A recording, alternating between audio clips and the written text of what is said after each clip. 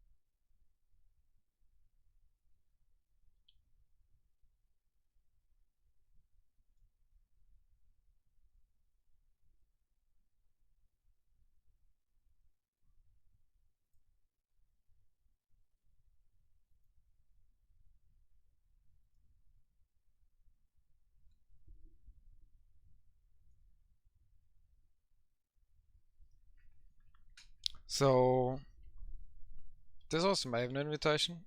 We got nothing. The classic. Now I will showcase a map.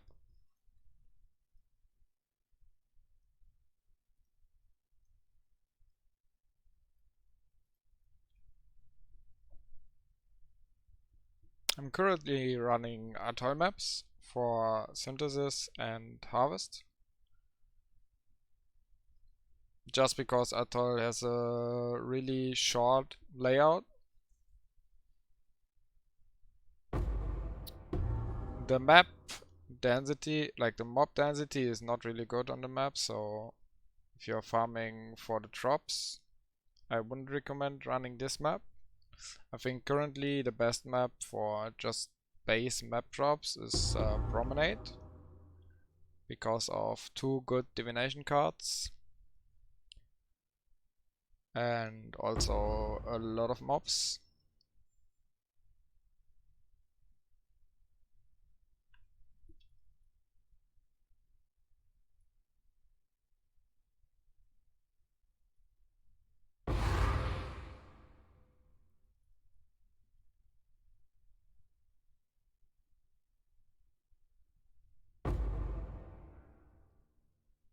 So I mean the playstyle is just like every custom grid build. You just cyclone around and kill all the mobs. But like from tankiness, as you can see, I can just stand AFK and face tank basically. Even beyond bosses and stuff. The Aegis Aurora recovery is very strong. And as you might already see from my last videos, I really love Aegis Aurora. It's by far my favorite item in the game.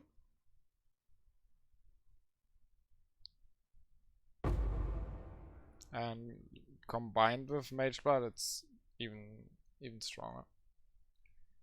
You can totally play the build without Mageblood though.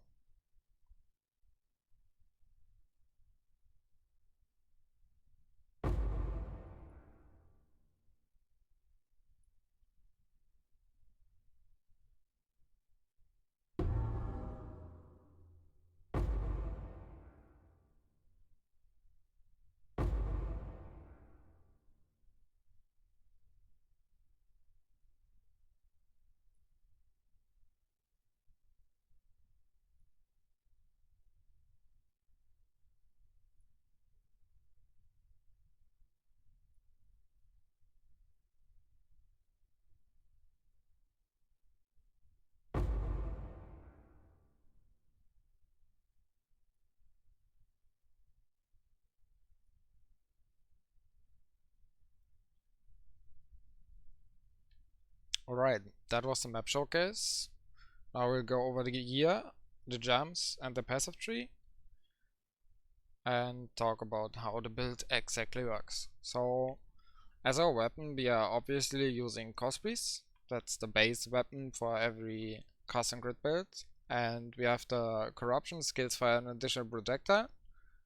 And this league, it's not even that expensive. I think I paid 4x for it with a 13% attack speed roll. That's basically the only thing that matters on the crosspiece, the attack speed roll. You want at least 11, and the more the better. So 13 or 14% is the best case. As a second corruption, if you want to double corrupt one, the best option would be elemental penetration. You could also go for critical strike chance. Then for our helmet, we are using a Hubris circlet with Ice Spear Fire as an additional projectile.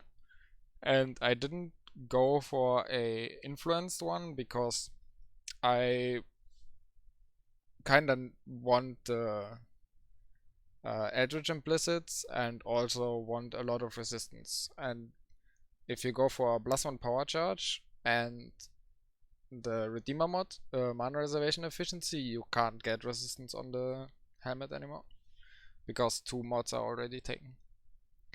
And yeah, I basically crafted this helmet with the Chaos Rest essences. It's called Envy. That's this one. So I spammed it until I got the Cold Rest, and then I used the Eldritch Exalt to get a third good suffix. I hit tier 3 resistance, and that was enough to cap me, so I decided to stick with it. And then I did the prefixes by blocking mana mod on the crafting bench and Exalt annulling until I got a good ES mod. And since I wanted to craft the second ES mod, I double slammed it basically. I could have also gone for an Unveil from Aisling, but yeah, I was kinda lazy and I didn't really want to spend that much currency on the helmet, so I exalted it. I got tier 3 life, and tier 3 life is actually pretty good because we are reserving life, and the more life the better. And we are also converting 24% of our life to energy shield with our amulet. So the amulet is Presence of Chayula for a few things. So you get a lot of chaos resistance, you get the life converted to energy shield, and you also get cannot be stunned, and that's really important on an Aegis Aurora build. And we allocate charisma for the mana reservation and effective auras. Then our shield is just a baseline Aegis Aurora, no corruption, with a decent ES roll, so you want that to be as high as possible. I divined mine like a few times, got 393%, and decided to stick with it. Then for our rings, on one ring we are using Amethyst, by the way, to get chaos resistance to 75%. As you can see, I'm at 75% chaos resist. And then you need a lot of strength and dex on your items, because Cosplays actually takes a lot of dex, and we can't really spec into dex on our tree. So right now I had to spec because I used another ring for something. And we need a lot of strength and dex. Then I bought this one. It was actually really cheap. It was like 1x, I think, with tier 1 resistance as well. And it had the life roll, so I decided to go for the Elrian craft minus mana cost and stick with it. You could also go for an Ashling on the prefix, but I didn't go for it. Then in our chest slot we use a Chef's. The energy shield roll obviously as high as possible. Lightning resist is also nice if it's a decent roll. Possible upgrade would be a corruption with +2 broad gems. You could also go for a reduced extra damage taken from good strikes to be even tankier, but it's really hard to get those with the right colors, because we need 5 off colors. You would need to double corrupt it yourself, or maybe be lucky and find one. Then for our second ring we are using a Frostbite on hit ring with some dexterity. We don't need like tier 1 roll. And then this one also has life and Frostbite, the minus mana cost ring craft. Then for our gloves we are using increased damage with hits against shield enemies with another tier 2 res roll, accuracy tier 2. I bought the gloves with the suffixes. The prefixes were absolute trash, so I went with the same thing. I blocked mana, I Eldritch Exalted it until I got a decent roll. Then I Eldritch Exalted it again, got the hybrid roll, and crafted the flat roll. So the base is kinda expensive with those suffixes. I sniped it for like 7x, but they go for around 15 to 20x on a decent base. You can go for a worse base with less energy shield and get that pretty cheap. Then for our boots we are using elevated tailwind, elevated cooldown recovery rate. I got another resistance on the suffix, that's pretty okay. And then you ashling the prefix for the movement speed and get some ES on it. And then we are using regenerate 2% of life per second if you were hit recently, together with Sealot's Oath, that recovers energy shield. So that's basically our energy shield regen against degens and stuff, because we are always getting hit. Then for our belt we are using a Mageblood because it's just the best belt in the game for non-juiced maps. If you choose maps, like Headhunter would be better, but I really like the feeling of Mageblood. It just makes the build feel really smooth. The only thing would be if you would drop the Mageblood, you would need to get a little bit more resistance on your gear, or on jewel slots or stuff like that, because we are using one flask with elemental resistance on the suffix. Then we are using a basalt flask with reduced mana cost of skills during flask effect.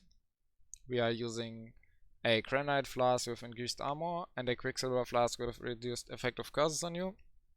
And then as our last flask we are using a dying sun, obviously because 2 broach is really good. For our socket links we are using a freezing pulse in our cosplays. We could also go for something like Creeping Frost or whatever you like. Then power charge and crit, that's basically our only way to generate power charges, because even though we are an occultist, we can't really generate power charges with our ascendancy because we don't use any mana. Then we have cold to fire support to get our scorch effect as high as possible.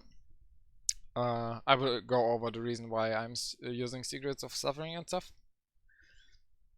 Then in our helmet we are using Vortex together with Awakened Hextouch and Elemental Weakness. The gems are not maxed yet. And then we are using Tempest Shield to get our spell block up. In our shield we are using Celadry, Anomalous Arrogance and Precision. In our boots we are using Determination, Enlighten, some Skitterbots and Hatred. In our gloves we are using Mark on Hit with Sniper's Mark and Flame Dash and Discipline for our energy shield. When it comes to our passive tree, we are basically just taking the two clusters, some crit nodes, some power charge nodes. We are currently not using the last power charge node, but I don't think it's really worth it because we kinda need charisma. We could also level up more and like go into charisma with intuitive leap and then anoint infused node. But for now I kinda need the charisma anoint. If I level up more I might swap. Then we need the cleansing blows node. We go there because we need a militant faith with the inner conviction. Then we take a armor and energy shield mastery, defend with 120% of armor while not on low energy shield. That's really nice for even more tankiness. We are using auras have increased effect on you and the mana reservation cluster.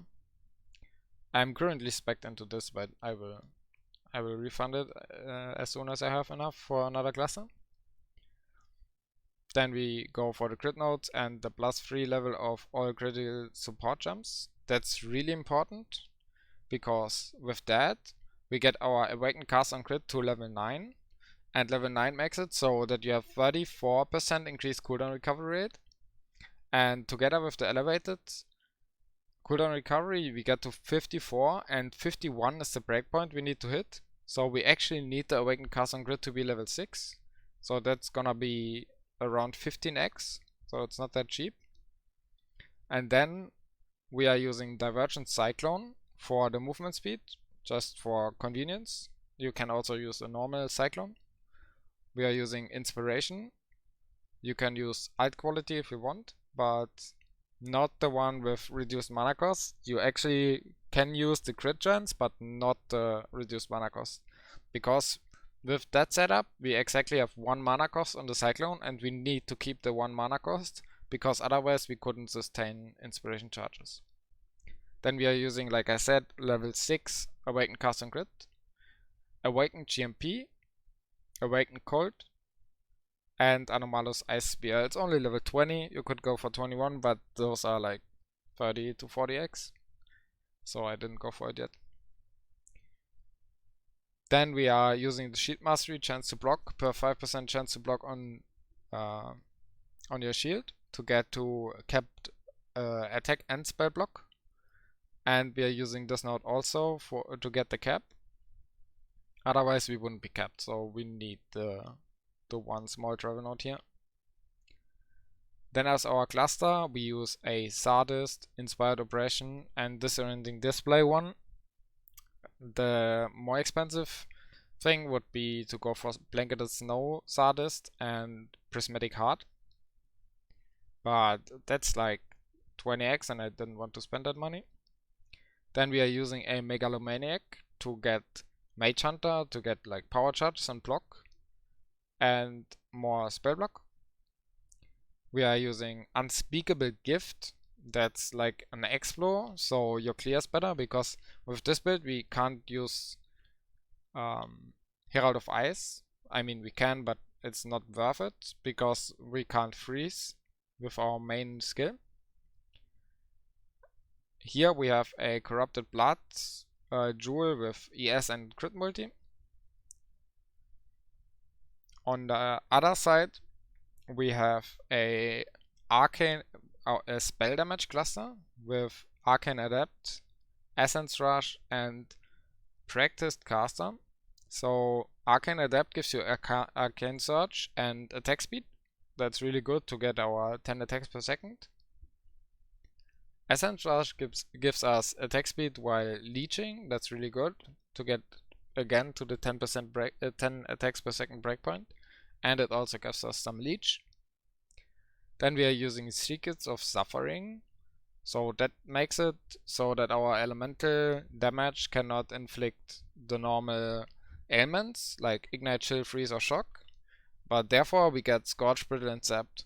So with Brittle, we get easy to 100% crit chance without investing hard into crit chance. With Scorch, we reduce the enemy elemental resistance. That's why we use Cold to Fire support in our Cosplay setup to get the Scorch effect as high as possible. And Zapped we don't really use.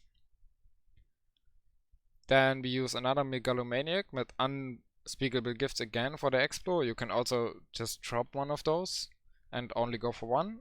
And Uncompromising for Determination, Mana Reservation, Efficiency. Then we pick Whispers of Doom, the Mana Reservation node with Mana Reservation of Skills Mastery. We also get increased effect of non-damaging elements you inflict with crit strikes to increase our Brittle and Zap effect. Brittle and Scorch effect. Then we pick this Reservation Mastery with increased life reservation of skills to get our low life setup going. Then we pick the ES nodes here. We pick an Unnatural Instinct here. It gives us a lot of dexterity, attack speed and stuff. Then we have a Watcher's Eye here with energy shield gained for each enemy hit while affected by Discipline. That's the only mod that matters on the Watcher's Eye. That's like 4x. Then we take the energy shield nodes with the Mastery Discipline as increased mana reservation efficiency, and we take the power charge nodes over here. So that's basically it. If I would level up more, I'm currently in 93. I would take medium clusters with projectile nodes, repeater, and eye to eye probably. Or you could also go for like a Megalomaniac with the Culling Strike against cursed enemies. That's also really nice. So yeah, I will go over the defensive and explain. So I have 53.5k armor. That means every time I block, I replenish almost 1.1k energy shield on every single block I get. Then we have like almost 6k energy shield. We have a lot of recharge. We also gain the energy shield on hit from the Watcher's Eye. We are immune to stun. We have 80 max res from using Melting of Flesh in this socket. Then we have capped chaos res, we have capped block. We are chill and freeze immune from our ascendancy. As ascendancy we take Forbidden Power, Malediction, Void Beacon, and Frigid Wake. We are shock immune from our Tempest Shield. And then we also have the Pantheon for reduced ignite duration to get the last ailment as far down as possible when it comes to damage you take. So that's basically the setup. If you have any questions relating the build, feel free to leave a comment.